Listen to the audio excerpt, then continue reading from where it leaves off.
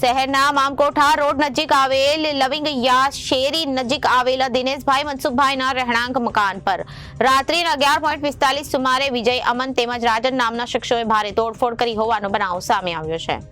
શહેરના મામકોઠા રોડ નજીક આવેલા લવિંગિયા શેરી નજીક આવેલ દિનેશભાઈ મનસુખભાઈ રહેણાંકમાં ઉપર રાત્રિના 11:45 સુમારે વિજય અમન તેમજ રાજન નામના શખ્સોએ ભારે તોડફોડ કરી હોવાનો બનાવ સામે આવ્યો છે।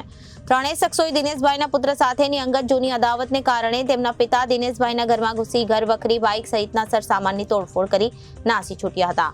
મકાન માલિક દિનેશભાઈ દ્વારા આ અંગે ગંગાજળિયા પોલીસ મથકે જાણ કરાતા પોલીસે કાયદેસરની કાર્યવાહી હાથ ધરી છે।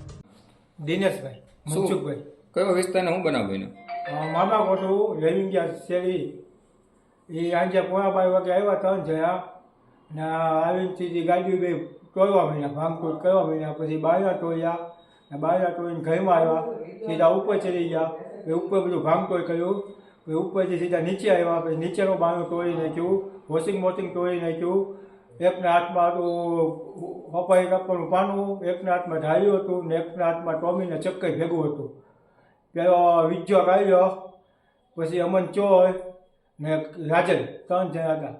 મારવાનું કારણ શું હતું તોડફોડ?